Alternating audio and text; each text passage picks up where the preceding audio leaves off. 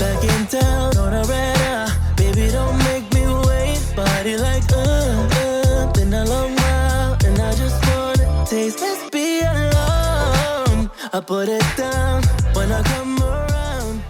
We will sleep Oh my gosh, you guys. I just got back from LashCon and I am so tired. It's Thursday, so I've already been home for 3 days and I'm still exhausted. It was such a good weekend though. There was so much information, so many influential people, so many like people that I look up to in the industry. I had so many takeaways from the weekend and I wanted to be journaling and like taking notes and talking about all these things, but we literally didn't even have a chance to like breathe the entire time. It was so busy. It was such a good weekend. It was so fun hanging out with old friends and making new connections and meeting all of you guys. If you guys have pictures, I want to see them. Send them to me. I'm like, there's so many people who tag me and things, but I was like, I actually want these pictures. But anyway, I have a walk that I do with my friends Sam and Whitney every Tuesday. And I came home Monday night and my flight kept getting delayed. And so I didn't make it home till late. And I texted them. I was like, you guys, I'm not going to be able to come to the walk. Like, I'm so tired. I'm exhausted. I can't come. And so I let you guys down this week. But we've been doing this walk since like February, every Tuesday. Yeah, every Tuesday. And you didn't let us down. You never let us down. But within the first probably 5 minutes of the walk, we were like, well, if she was here, she'd probably have some energy. Mm-hmm. This probably would have woken her up. This probably would have gotten her out of the, you know, the burnout from the weekend. Mm-hmm. The waves were crazy. It was just beautiful, and it was wind blowing sideways. And I think Whitney even mentioned that they were angry. The waves were angry because you were missing, like you weren't there. So you were just basically changing the weather for us. Oh my gosh. Well, it's funny too, because I thought about it later that day. I was like, this definitely would have woken me up because of how cold it is now. It was freezing. I mean, we were wearing t-shirts, what, like a month ago? Not even. And now we're all bundled up, beanies, everything. Yeah, it's sad almost, like how fast it turned. I like the crisp. It's really nice to have the crisp, and it's energetic and it's great, and we're not like horrifically sweaty. And then now though, it's, you've got a hat on, you're holding it down, you've got a hood, the like wind is blowing everything in your face. It's a little aggressive, but it's refreshing. It's really nice. It's really nice. Yeah, with the salt air, it's like, I don't know, what is it? It's exfoliating. Yeah, there we go. It's very nice. I love that. Well, I'm super excited you were able to come on today. I've been wanting to have you on for a while now. So for those of you who don't know, Sam, she does human design. Do you even like say it like that? You can. Sam does human design. I read human design charts and help people implement them into their lives. Mm-hmm. And I've done a couple calls with you, and the last couple we met at a coffee shop and you told me all about my design, which was really fascinating. It's so interesting to like kind of know yourself or learn about yourself, but then learn with, you know, a tool like this chart that you read for me, how to implement it in my business, how to implement it in dating, and different things that can help you literally just live more aligned with who you are, which is exactly your business name. Her business name is Human Aligned. And I remember the first time I met you, I was like, that is brilliant. I was like, this is so cool. So if you want to give us a little intro to you, and then we can jump right into talking about human design. Yeah. So I'm Sam. I, a few years back, stumbled upon human design, and honestly, I have tried so hard to remember how I found it. I was at a point where I had spent the majority of my life in construction management, and I knew that it wasn't really a fit for me. And I just got to this point where I actually had a friend pass away, and it was essentially a catalyst into kind of making some changes. And I realized that I needed to figure out, you know, essentially how to move forward in a life, a business, in the best way possible, and how to understand myself better. And I got into this system, and it just started to hit, and I started having these like massive shifts within months. And I started explaining it to my friends, and some thought I was completely crazy. My parents for a minute thought I was completely crazy, until my dad was actually like, wait a minute, I want to see. And we actually ordered his birth certificate like double time because it didn't have the time on it. Oh yeah. And it still didn't have the time on it. So we're still a little sketch on that, but yeah, I just started implementing it and started building a business around it. And people really, really do have all these transformations and massive shifts from following their design and understanding essentially who they are before people told them who they should be. So I love that. yeah, it's great. It's like a system where essentially we're not forcing you into anything. We're asking you to take away everything that's not you. Mm-hmm. I love that. And I remember after the first call that I did with you, we joke about it now and we've talked about this, but I'm a note taker, I'm a journaler, and I had all of these notes. And I'm not like a normal journaler, note taker. I have doodles across the thing. I'm not writing correctly in lines. I have these like thought bubbles all over. And I would love to go back and actually, I need to go back and look at that. But I remember just thinking, like, oh my gosh, she's like, it's so funny because after the first time I was talking to you, even though I didn't really fully understand human design, and I love the way that you do this, you say, and you've used this term of, I don't want to fire hose you because you're going to get Yeah. overwhelmed and it's too much information. But like, let's break down little bits and pieces. Like, let's give you things that you can take home and put into action to help you immediately with your business or your relationships, your personal life, whatever that is. And it was just so fascinating to be like, oh, I feel like you're allowing me to be me instead of feeling like I need to be in the box that society's put me in, my parents have put me in, my siblings, whatever, other relationships. And it was really cool to feel like, oh, I'm allowed to be me. Like, I'm allowed to do the things that I want. And like, this is how I can move going forward. And that's okay. Yeah, I think that's really important is that it's never meant to put you in a box. Like human design is very much meant to be expansive. Mm-hmm. So if you ever feel like it's holding you back or it's something isn't sitting right with you, drop it and move on. It's here to show you the box so you can get the fuck out of it. Mm-hmm. Like that's basically what it is. Yeah. So it's really great. I remember your notes. Like I've been trying to push you to like illustrate books for God's sakes because there are these like perfectly aligned words and everything's like written to a T, and then you had a illustration of a train and like juggling plates, and I mean like a realistic train. It was I'm just like, when did you have time like to actually write that down or draw that sketch? But that's just the way you process, and it's so cool to watch. It's interesting. It was really cool. Well, I think if we want to throw up my design, basically what I would love to ask you is a little bit about my design, kind of like giving, or let's do this, an overview of how many designs there are, maybe a little bit of tidbits of, you know, kind of peeking into what they are, and then maybe talking about my chart a little bit. But I wanted to pull this visual up because I was so confused when I first saw it. And you described it so interestingly, or the way that it works and the energy centers and all of that, defined and undefined. Right. So essentially human design is, excuse me, synthesis of, ancient wisdoms, practices, and modern day science.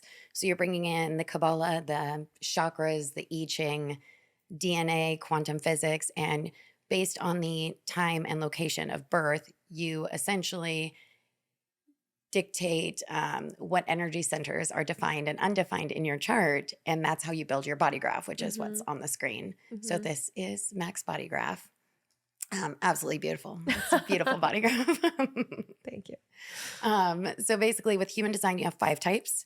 You have reflectors, projectors, manifestors, generators, and manifesting generators. I'm a projector. You're a manifesting generator. Completely different energy beings. One thing about human design is that nothing is better or worse. Right. Everything is just how it is. And so there's nothing there's no negative takeaways. I've heard a lot of people, like I said, I'm a projector. I heard a lot of people say I was so disappointed when I found out I was a projector. Oh. And I was like, why? And they're like, well, because I don't have any energy. I was like, I don't know who told you that, but that is not correct. Yeah. Everybody has energy. Everybody has something fantastic flowing in and out of their body. It's just like, how do you harness it to work for you? Right. Manifesting generators and generators have a defined sacral, and that's what makes them generators in general. They make up the majority of the population. And then you come in with projectors who are at about 20%, manifestors were about 9%, and then reflectors are the the beautiful beings that make up like less than 1%. They're a rarity. They're the diamond. Like they're kind of it's a really cool person to meet when you actually meet them because they're so reflective, which is great. So basically those are the 5 types. With yours, you're a manifesting generator. And so for you, one of the big takeaways as far as your chart specifically is that you have an open emotional center, undefined emotional center, which if it's colored in, there are no rules on the colors. So some people get confused or they'll say, oh, well, mine's colored in this color. That's super rare. Like, I hate to burst your bubble. If it's colored in, it's colored in. If it's not colored in, it's not colored in.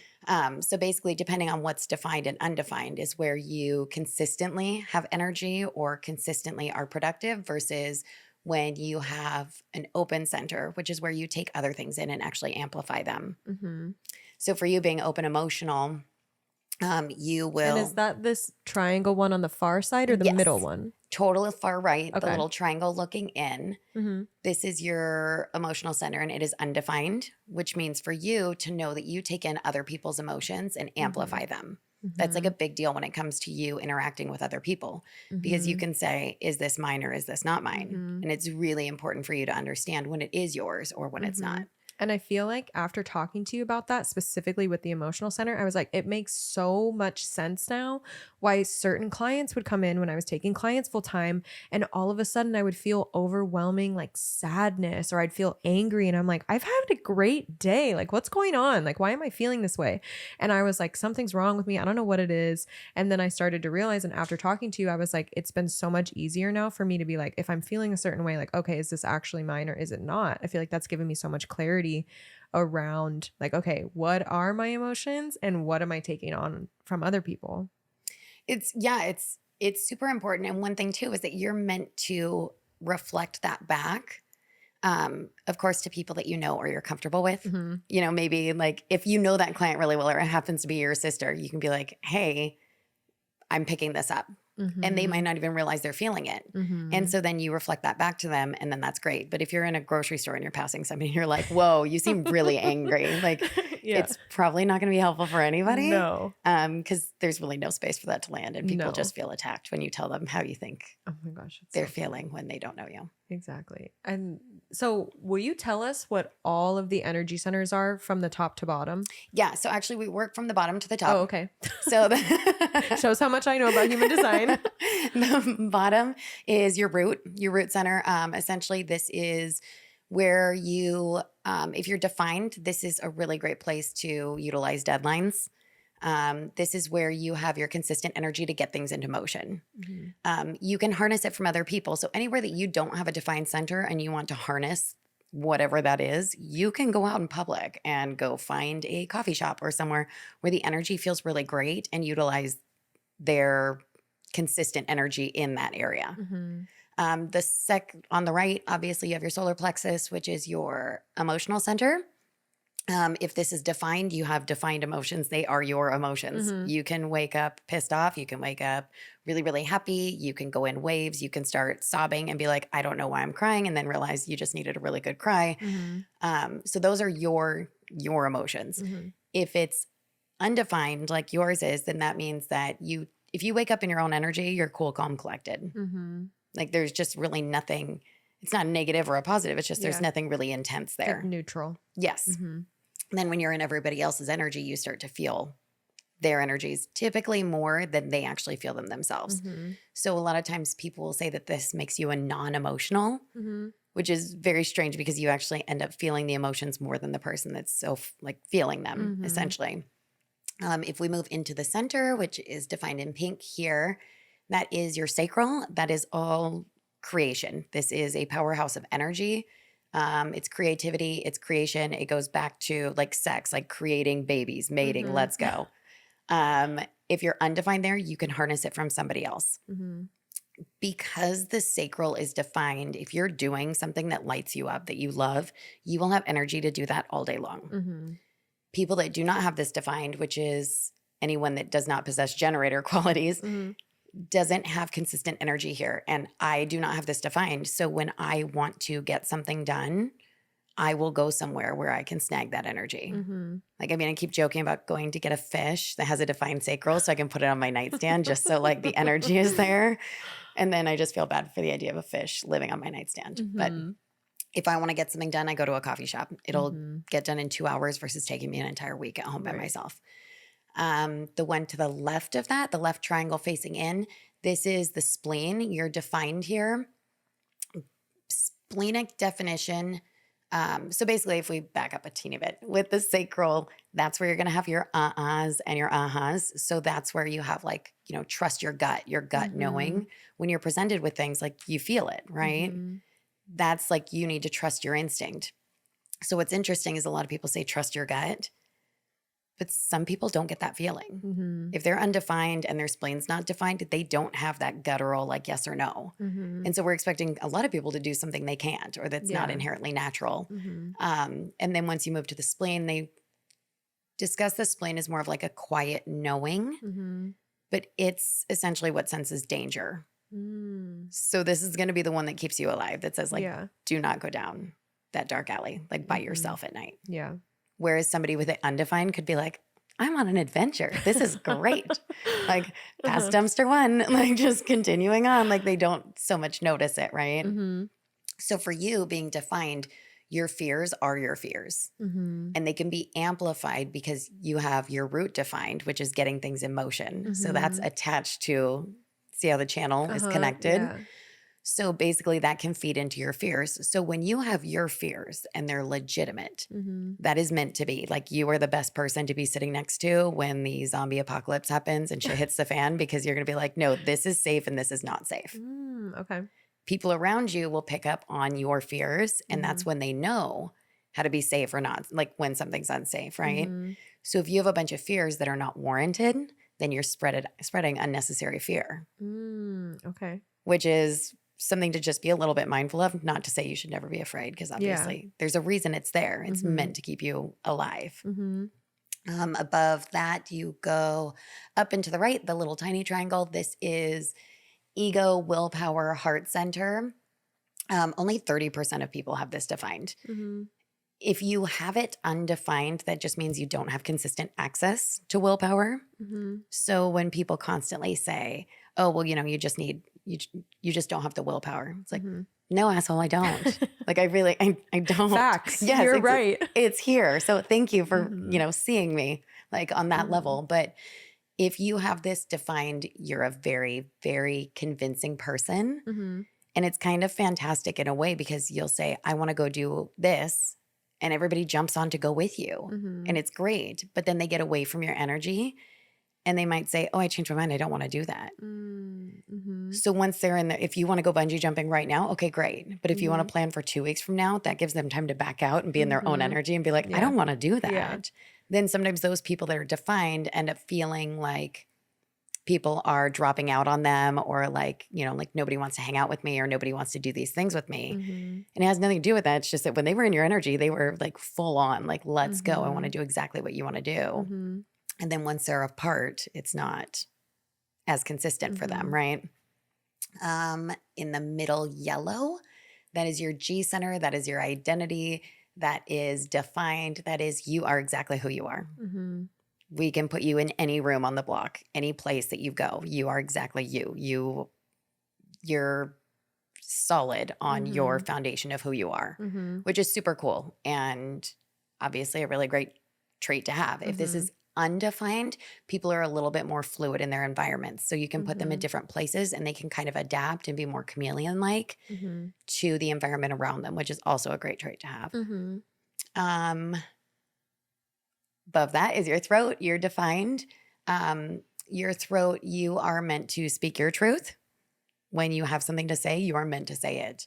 If this is undefined, you're typically more meant to speak on behalf of others. And I've heard from people where they said, I have a defined or an undefined throat. They're like, well, somebody told me I shouldn't speak. I'm like, that's so sad. Never speak again. Never. Just zip it. Like, done. You can't say anything ever again. So basically being defined, you speak for your truth, and being undefined, you typically speak on behalf of others. Either way, this resonates with your throat chakra, your glands in your throat health in general. So if you ever find yourself having throat issues, mine's from a concert last night. That's why I sound like this. But then it's, where are you speaking where you shouldn't be, and where are you not speaking where you should? I remember one time, I think it was my second call with you, and we met at a coffee shop, and I was like, I was like, I know I'm not sick, but my throat is just feeling weird. Or like, I feel like my lymph nodes are more swollen. And you're like, you're not speaking up about things. And at that point in my life, I was like, you're damn right. I'm not speaking up about a lot of things.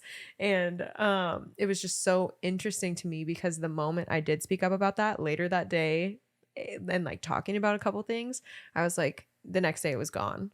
And I for sure was like, I'm getting sick, like something's going on. And I was like, damn it, Sam's right. Like, this is wild. It is. It's crazy to reflect on. A lot of people have those issues, or they'll get their tonsils removed or different things. And a lot of times it was when they were having issues when they were like kids, or like they didn't feel like they could speak, right? Above that is your ajna. Yours is defined, which is you are meant to form an opinion. You are meant to have your own opinion. And because it's connected directly to your throat, you're meant to speak on it, which is super great. If it's open or undefined, essentially you're meant to take in every aspect of every idea and not necessarily form one solid opinion. You're more likely to kind of do your best when you're looking around at what all the options are. Not saying that you shouldn't form an opinion. And, you know, this is a great example that yours is defined, but I believe that you take in everything. Like you, and so I think that's a testament to you doing a lot of work of like deconditioning around these centers where you look at everybody's input and you take it all into account and then you form your decision. Right. Which is super important. And that's in alignment with who you are. And then up top, you've got your crown, which just like the root at the bottom, those two are both pressure centers.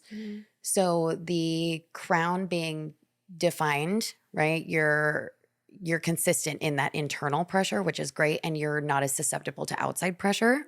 For you, with this being open, undefined, you can be susceptible to outside pressure or like ruminating thoughts where something will pop in and it's not yours. And then if you sit there and it's on the hamster wheel, you just need to think like, is this mine or is this somebody else's? Like, is this something that's meant for me or did I pick it up at Trader Joe's? Right. Like that's your basically your goal there. So those are your energy centers in a nutshell. Word vomit nutshell. It's so fascinating to me. And I loved, I think it wasn't until our second or like third call or whatever. And I was telling you, and I was like, this is so funny because I actually have a tattoo that says undefined and my chart is like majorly defined. So I was like, this is so funny to me. But like, I know there's so much that goes into human design. So for someone like first wanting to get into it or wanting to learn about themselves, what do you think is the biggest thing, like booking a call with you or something like, okay, we're going to talk about your energy centers. We're going to talk about kind of the overview we did, or when do you get into channels and gates? And there's so much to do. Yeah, there's a ton, like super intricate charts, obviously, like everybody's is. There's over 2 million plus different designs essentially that you can have. So they're very snowflake-like-esque. I would say, you know, you can definitely deep dive into the fundamentals of human design on your own. A lot of people automatically say, okay, well, you know, 58, my gate 58 is defined. What does that mean? It's like, if you go to the overview first, you're going to see a lot more transformation, just kind of following basically, you know, your authority and your strategy and just knowing your type. That's solid. You can definitely book a call because I can walk you through it. And it's, I don't know, I have a blast doing it. I think it's really fun. Beyond that, when you get down into it, so if you're looking at your chart, you have 64 channels, and those are the tube-like things that are attaching or not attaching the energy centers together. Essentially, it's built off the 7 chakras, but we have 9 energy centers because we've evolved since we don't just need to stay alive anymore. We can actually have emotions and an identity. So we've expanded, but the 64 channels in each or at the end of each channel is a gate. You're good. Just choking on air. That's fine. Oh my gosh. Sorry, continue. So each gate, right? Each gate has 6 lines in it. And each line has 6 colors. And each color has 5 tones. So when you really start to break into your chart, you can go down layer by layer like an onion. Like it gets deep. With you, you know, you can get into profile where a lot of people like you'll read into it like I'm a 3-5 splenic projector. And then you are a 2-4 manifesting generator. Get it out. Oh my gosh. Get it out. Out of all the episodes, this is the first one I've ever like I feel something about me. Okay, I think that's lost. Maybe because I'm not letting you talk. I need to speak Sam. So if you look at your design, basically your sun and moon placement on the right and left side at the top, if you look where you've got like an 18.2, so the 0.2 is going to be your 2. Okay. And then they reverse it. So in the 52.4, that's going to be your 4. So that's where your 2-4. I never knew where those numbers came from. I was just like, all right, I'm a 2-4. Let's do it. Right. Then you can deep dive. So that's where your numbers actually come from. It's from the sun and moon placement. And being a 2-4 dictates a lot of different things with your personality and how, once again, you're meant to interact with the rest of the universe. And so each number, it's 1 through 6. So you can have any combination of those. You're always going to have 2 numbers and there's 12 combinations basically. So 1 through 3 is typically how you learn. Like a 1 is the person that deep dives into every book. Like I'm going to read everything on this subject. I'm going to just pull in so much information and I'm encyclopedia. I'm constantly in a library. I need to know all the things. A 2 is inherently knowing. So you will just spit something out or you'll know how to do something and somebody says, how did you know that? And what do you say? I don't know. I just know it. And I feel like it's actually funny because I remember the first time you talked about this with me, like anytime people ask me about like social media or like certain things with the coaching aspect of things, I have no background. And that's something I get insecure about. Or anytime I want to be like, oh, well, I want to dive into like marketing for bigger brands. But it's like, I don't have a college degree. I don't have XYZ. I don't have all these things. And it like, I get in my own head about it. And like this, I feel like helped me be like, no, I can show up and be like, because I know what I'm doing, because I just know, which is so weird. But also I feel like this has given me the like go ahead almost. And then it's like, if they take me, they take me. If they don't, then they don't. If they want someone with a college experience or something. But it's fascinating to think that you can just know things. Yeah, it's great. Yeah, exactly. And it's so nice because once again, like human design gives people permission. So you're like, okay, cool. Like this is how it is. And I don't have to hide it. Like what an amazing gift that made you insecure because of the way that other people projected onto you. And you're like, oh, I just know. And everybody's like, yeah, I don't trust that. But how? Do you have a piece of paper behind it? Nope. Unqualified. Never. Please don't speak on that because you don't, you know. And it's such a cool thing. Like, I think it's amazing. I'm so excited that you just know. Like, this is great. I would love that. Yeah. I don't have a 2. I have a 3, which a 3 is we learn by trial and error. It's all experimentation. It is literally fuck around and find out. Yeah. Like that is how we learn. Have you seen that TikTok that it's this guy with a chart and he's explaining all this stuff and then you realize he's just saying the more you fuck around, the more you find out? No, I haven't seen that. Bust out laughing. I was like, this TikTok is so funny. I wonder so if that he's a would 3. identify with 3s. Yes, probably. for sure. 100%. And so with that, it's like the equivalent of a lot of people will think if you're a 3, it's all trial and error. So people will say like, geez, like where's the common sense? Because they'll say, oh, well, that's hot. And you're like, is it though? And then you touch it and you're like, oh, shit. You were right. It's hot. Okay, great. But now I know. Yes. And that's how we learn. Like you have to learn on your own in your own way. And so 3 is like, fuck around and find out. Like just figure it out for yourself. When you go higher than that and you get into like 4s, 5s, and 6s, right? Like the 4s are all about community. The thing with 4s is you're all about community. So you're a 2-4, which is great. You're all about community, but it's selective community. So you're the VIP party of community, right? It's like you can come in because you're a vetted, awesome person that I have just, you know, like connected with in that way. And so it's, you have the opportunity when most people say it's community, they assume that you're always connected. But it's really important for you to not be connected sometimes. Mm-hmm. Because for you, it's either being social or not being social. Mm-hmm. Both are okay. It doesn't mean you have to always be in it. Mm-hmm. And then it's like stimulation essentially. So it's either yes, there's room for it, or no, there's not. And so with a 4, like you have the community aspect, but it's selective. It's very selective. And like a 2, being a hermit is also choosy. Like they're very, very choosy. So you're choosy, selective on both sides, which is great. So you build like an amazing community and you're very picky about it, which is super important for you. Mm-hmm. Like, can you play to that? Like, yeah, exactly. Like, when I think too, and I think it comes back to me having like the emotional center open. Like, I remember I was always saying yes to things, and I'm like, I'm so drained by this group or this person in particular. And it's like, I cannot do this all the time. So I feel like there are times I go in waves where I'm like doing things all the time. I'm with my people that I love. And then other times I'm like, I cannot be around anyone for a week. Like, I just need to go home and do nothing. And I'm sure, it's many different variables of like burning myself out with work or burning myself out socially and all these things. But as I've gotten older, I've learned it's okay to be selective with who you surround yourself with.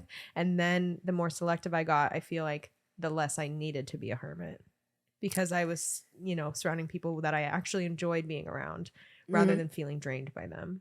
Well, I think that's a big thing, is that it's really important for everybody to be so selective about your environment and who you're around, because that will dictate like where your energy is going.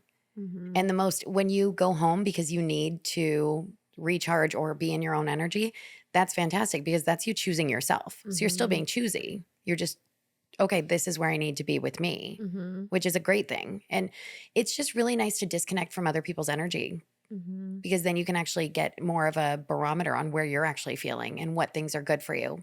Because you could be in a situation where you're absolutely loving everything that's going on because you're around somebody else that loves it. But when it comes down to it, it's really not for you. And that's where like last night I was at a concert. I have a very undefined chart. And so I'm taking in everybody's energy. Yeah. I'm like, yes, this is great. This is great. And then I get in my car and I get home and I realize I had driven home in like complete silence. Yeah. The entire way. And then I walk in my house, I dump all my stuff, wash my face, go to bed, out. Because it's like all of a sudden, once I was detached from everybody else's energy, I really didn't have it anymore. Yeah. Like, you can hear my voice going. You're just depleted. Gone. Yeah. It's so interesting to think about how like these numbers speak to what you need. And I think I'll let you finish up with 5 and 6, but then I want to really get into like, how can we look at our charts and utilize that in business, or utilize it in relationships and dating, and kind of what that looks like, and probably unlock things that I could have been doing differently in different relationships, or things I can do moving forward that speak to my design. Yeah. So a 5 is essentially, they are the role model. A lot of times they're projected on, so they have to be really careful. Everybody expects you to save the day. The sixes have a great go in the first section of their life. They're actually learning as a 3. So they do the whole trial and error. They don't readily let go of things as easily. And so then like sometimes by the time they get to their true sixdom, they can be a little bit tired. But by that stage, they're a guru. So there's a bonus to it, right? I like to think of the 1 through 6 basically as if you're a house, right? Like a 1, you're the foundation. A 2, you're downstairs, you've got the blinds open, like people can see you, it's great. A 3, you're on the staircase because you're halfway falling up or down. You're not really sure where you're going at what time. The 4, VIP, porch party, balcony, right? The 5, you're upstairs with the blinds drawn because everybody's projecting on you. So you kind of need some time alone. And then the 6, you're on the fucking roof. So you're tired because you've transcended everything, right? So that's the 1 through 6, basically. Depending on which combination you have, like you're the 2-4, right? So you can look into where this works and where this best works for you, as far as communicating with other people or being certain places or not being certain places. With your energy centers, as far as business goes, you can look at what's defined and what's undefined and kind of pull shadows from those. A lot of people speak to the fact that you should be teaching from the places that you are defined. Like those are your that is your inner wisdom, because you are so consistent there. So for like you, with your ajna being defined and connected to your throat, right? Like you're speaking your truth. You're here to take in all the information, form some opinions, and speak about it. And so for you to combine those, two things, that's a great place for you to speak. So coaching is huge. Like it just makes so much sense. And people that have a defined ajna and throat also, you don't have to, especially with a crown that's undefined, you don't have to reinvent the wheel. A lot of people are like, oh, I need that next great idea. Yeah. Like you can just take two things and put them together that already exist and just basically do a mashup. Like that's totally fine. And that's very much in your wheelhouse. So like you mixing like lashes with coaching, like that's beautiful. Like it's perfect as far as like your design is concerned. It's a perfect idea for you. So for business, it's more like you teach from what you have. Like somebody with a defined spleen can discuss, can teach on overcoming fears or things they've worked on. Not to say you can't teach from undefined centers. Just make sure that if you do, you're teaching from a place where you've been kind of deconditioned from being highly triggered by that center. So like ego, willpower, heart center, where you're undefined, that is a money center. If you've done a lot of work on deconditioning about the limiting beliefs of finances and things like that, it is a great place for you to teach from, especially because you might know more than somebody that is defined because you've done so much more work. Right. So it can all be a little bit fluid, but it definitely can help give you direction on where you want to go. And then relationships, it's just kind of off the charts. Okay, let's dive into relationships then. Like what, because I know we were talking about this a little bit off camera. Like some people are like you just said, like, oh, I was disappointed when I found out I was a projector or something. Or people have come to you and said, so I'm a manifesting generator. Who should I date? And it's like, no, it doesn't work like that. Just you know how to like, is it based on like communication or knowing that like, or me being like an open emotional center, like knowing when to be like, okay, maybe this is their energy or their emotions and now I'm taking it on 10 times more when in reality like we don't have a problem or like nothing's actually wrong. Yeah, there's nothing wrong. There's absolutely nothing wrong. So many people argue or have disagreements or they're not connected because they're in a place where they think something's wrong but there really isn't, and it might not even be either of theirs. And so with you basically it comes down to, it's not so much, oh my God, you're a projector, that's not for me.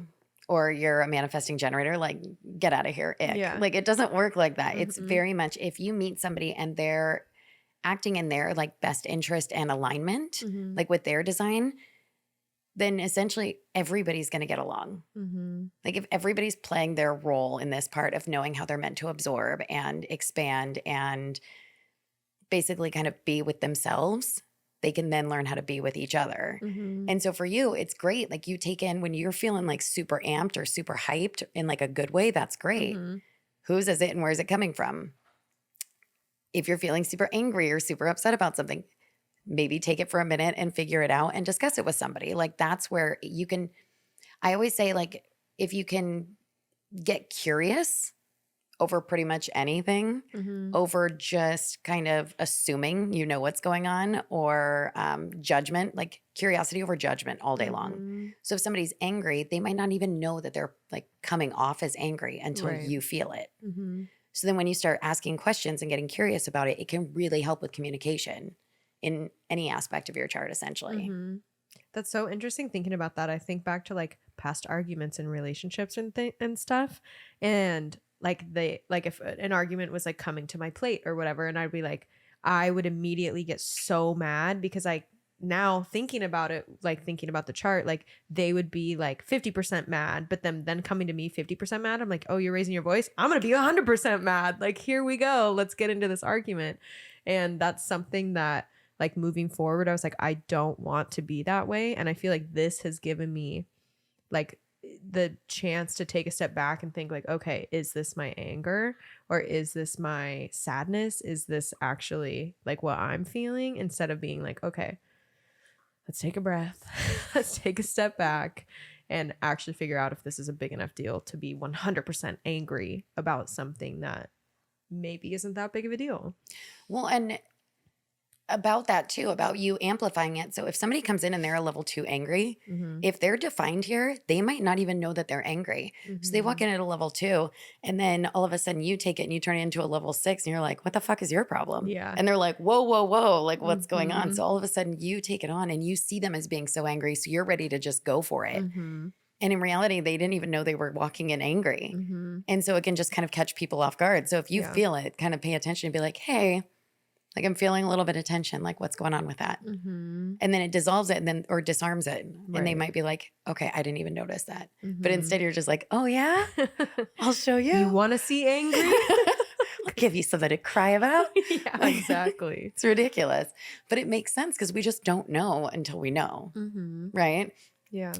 With just, you know, you can have somebody that has an open center or an undefined center and they pick something up and bring it home. And you could have an undefined center and you could be arguing about something that's neither of yours. Yeah. You could be pushing back energy that once again is neither of yours. You could have picked it up from work. Somebody could bring something home from work. It's like, wait a minute, whose is this? Yeah. Like, are you sure this is even yours? Because I don't think it's mine. Yeah. Can we both just agree that this isn't a thing? Yeah. What was it the other day? I think the other morning we were walking with Whitney and she said, thank you for handing this to me. I'm going to set it down. And that's so important. And I loved that. It's so great. Yeah. Thanks, Whit. So with emotions or mental frustrations, fears, different aspects just of your chart, depending where it is this mine? And understand you don't have to hold it. Yeah. And even if the other person still wants to hold on to it, they can hold on to it. You can just walk away. Yeah. Exactly. So you can just understand where people are coming from a lot better as far as what their chart says. I think it's important to pull it. I would pull it for any romantic relationships for sure, but it does also help in families. I would love to do my whole families. I think it's just so interesting. And I'm coming back to one thing we were talking about in one of my calls, and I think it was more pertaining to business, but something about how I just need, like, so say I'm trying to sell a course or something. You were saying I just need to inform people that I'm doing it. And like, tell me about yours, because you wait for the invitation. So am I saying any of this correctly? Yes. Okay. So basically, generators and manifesting generators, generators especially, your job is essentially to do what lights you up. And with generators and manifesting generators, people love watching your process. Because you have a defined sacral, that's creation, right? So everybody loves a good behind the scenes and they want to see it from all of you. Like they just want to see how it works, how it's going. They want all of the nuggets of wisdom. Like, how did you put this together? Like, why are we here? When you're in your like system of flow essentially, and you're doing something that lights you up, you're just like seemingly essentially drawing people in. Like people get really excited when you're doing what you're doing. They're just automatically drawn to you. Like, so you just need to put it out there. Yeah. You don't have to tell people like, come join me, come do this, come do that. You just need to put it out and then they will come to you. With manifestors, definitely need to inform. They're more of, instead of running around, like say there's a train, this is what we were talking about, the train, that's why it came into your sketch. Yes, yeah. So basically a manifestor or manifesting generator with the combo, essentially you don't run around the train station screaming, where does everybody want to go? Taking a poll of like, do you want to go to LA? Do you want to go to New York? Like, where do you want to go? And then like getting on your train and driving wherever they want to go. Yeah. You're basically like, I'm going to New York. And then you just get on the train. And then everybody that wants to come with you will get on the freaking train. And that's the best way for you to do business, because you're not taking into account what everybody else wants or everybody else needs, because then it kind of waters down your entire purpose because it's not you anymore. Right. So when it is you and it's full on you, people will come because they're freaking excited that you decided you want to go to New York, and they're like, F yes, like let's go. Yeah, that's so fascinating. That was my little train. Yeah. I'll take a picture of it and post it on You should. my story It's or such something. a good train. I was like, what the fuck? Where did this come from? Like, how did she get this on this piece of paper? I have no idea. My brain just works in doodles. I love it. It's great. See, I like the idea of doodles, but I just can't put them on paper. Yeah. So maybe I'll pass my doodle brain off to you and then just there ask we you, go. like, see that there's the illustration. Like, I just need Perfect. your help. With a projector, so I'm wait for the invitation. which a lot of people are like, how boring and how upsetting and how sad for me. I have to wait. Mm-hmm.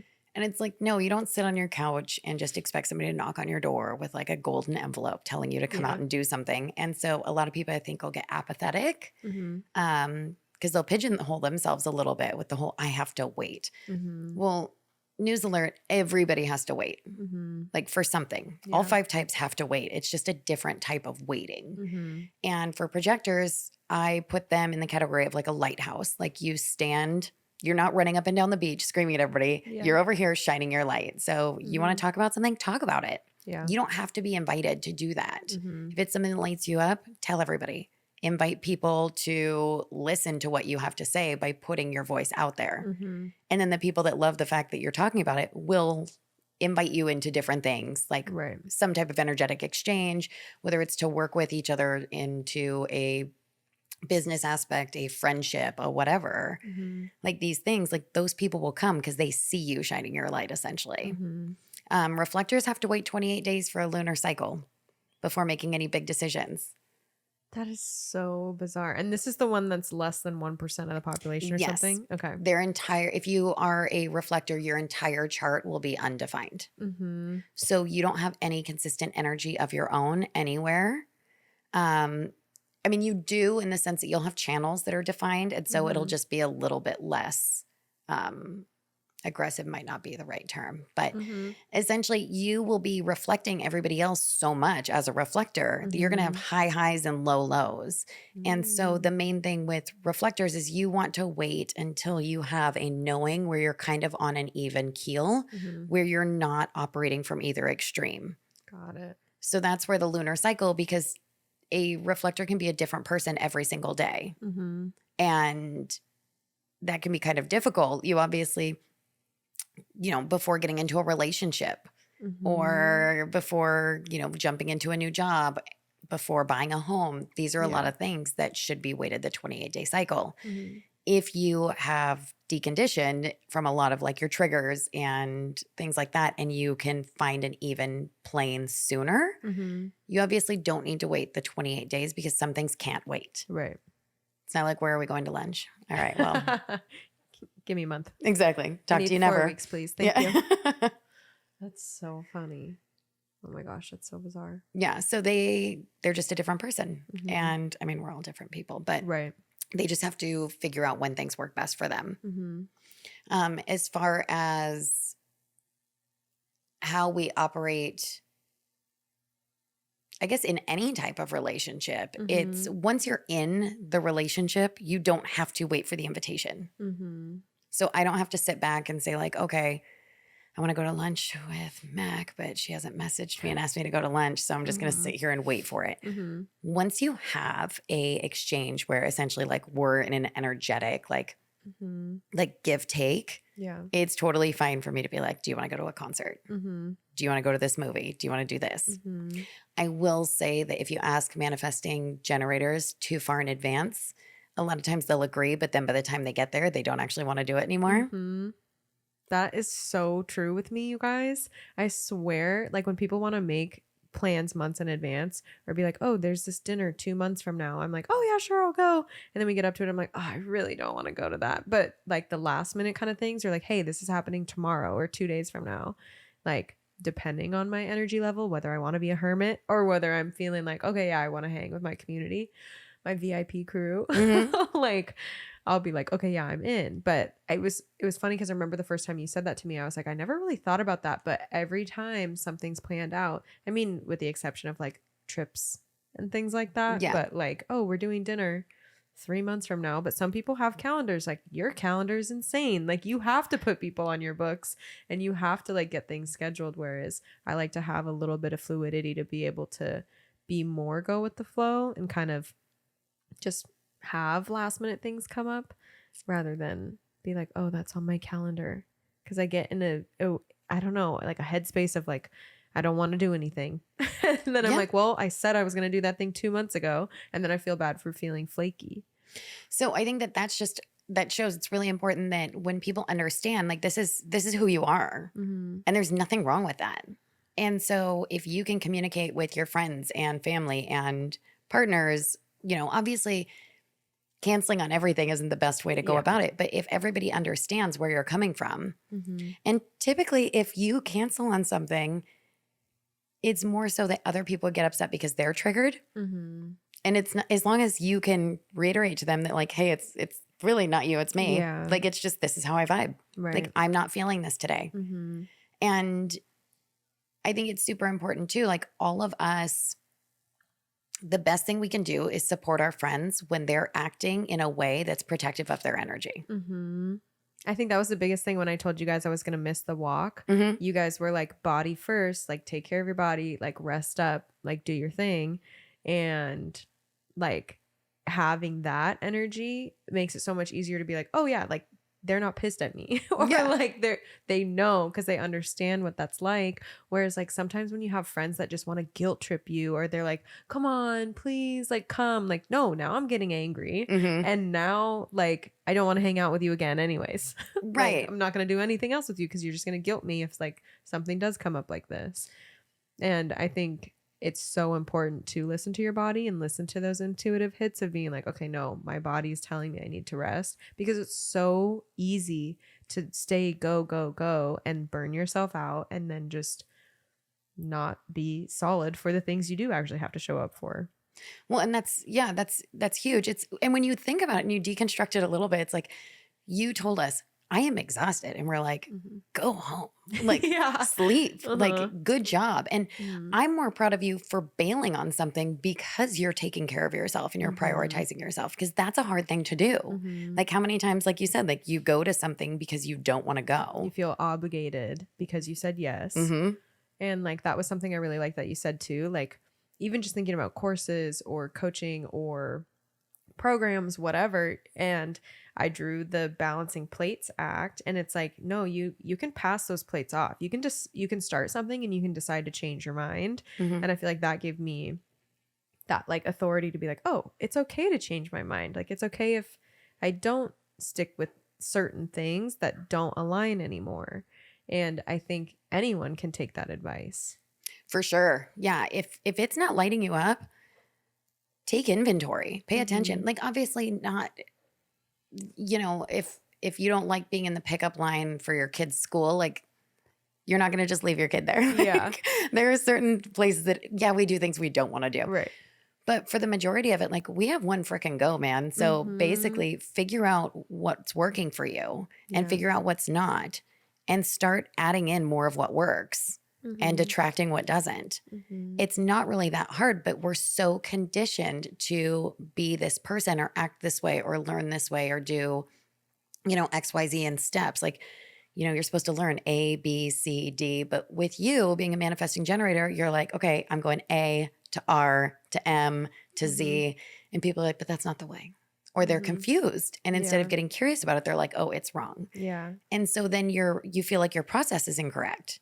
When it's not. Your process is your process, because that's your process. And so when you just get to kind of break it down a little bit, and I mean, could you imagine if I was like, came to you and I was like, I am so tired. And you're like, yeah, fuck that. You said you were getting up at 7 o'clock in the morning. You better show up. No, I could never imagine saying that to someone. Right. Like I've always been like do your thing, girl. Like, if you need to stay home and take care of you, like, I get that. Sometimes, honestly, not gonna lie, I'm happy when plans get canceled. I'm like, oh, this is great. I can just stay home, do my thing. Don't have to put makeup on.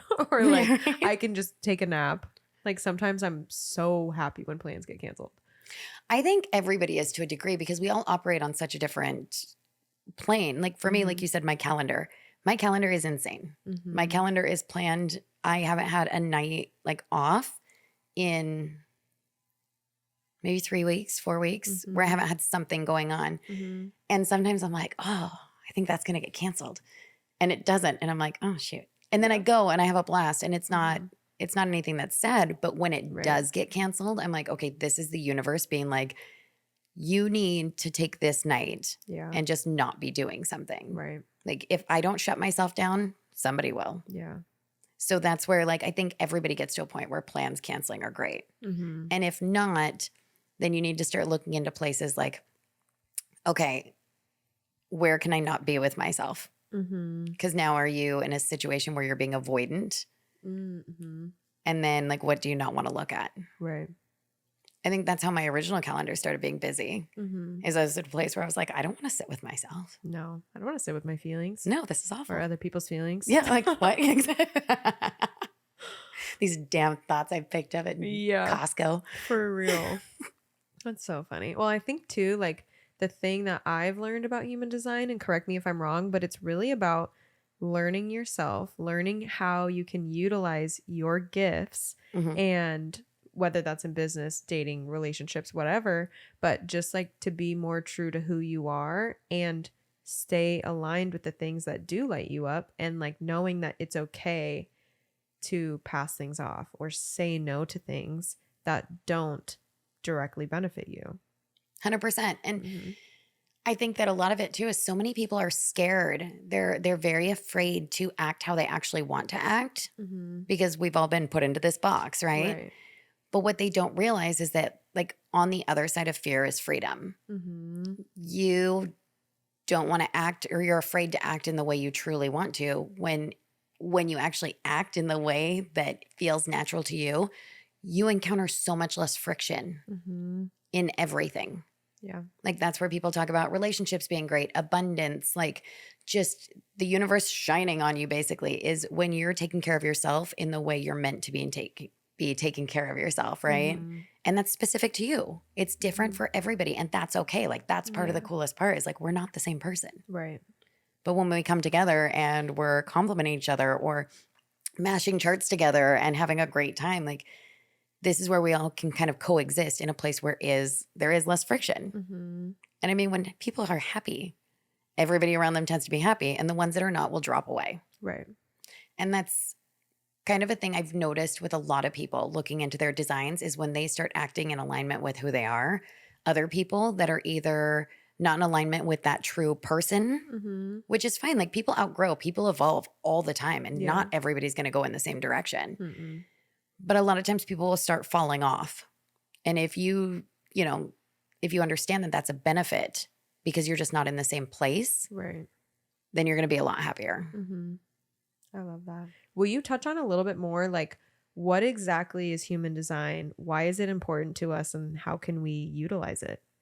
So, human design is a brilliant mashup of, like I said, modern day science and ancient wisdom.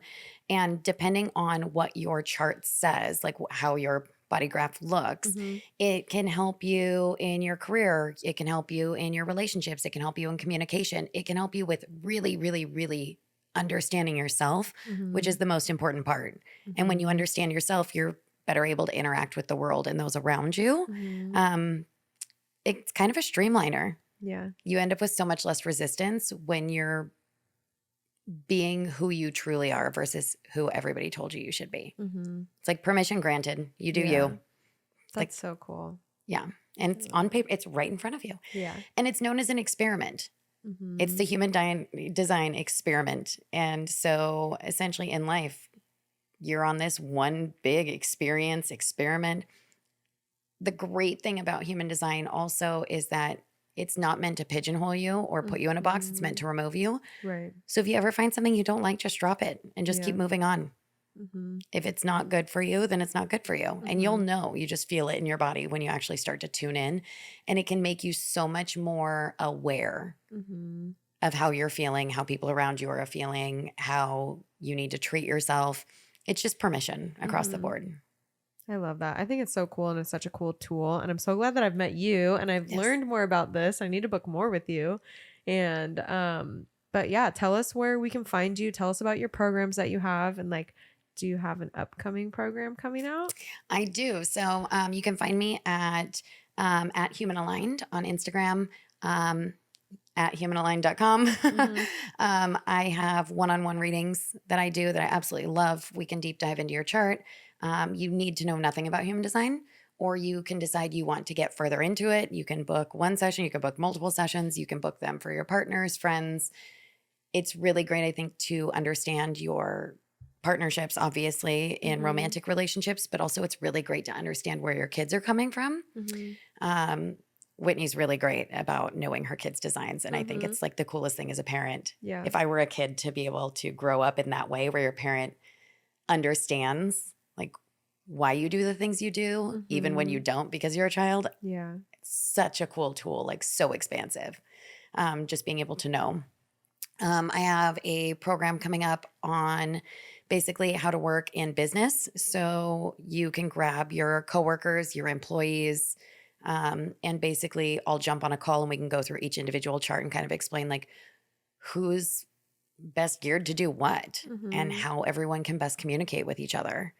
And then I also have a 3-month program, which I call the factory reset, because essentially it's 3 months of starting with your chart and rolling through and discussing, you know, tangible changes you can make going forward instead of being like, this is like something I'm stuck in. It's like, okay, let's figure out where the blockages are and dissolve them and then go forward from there.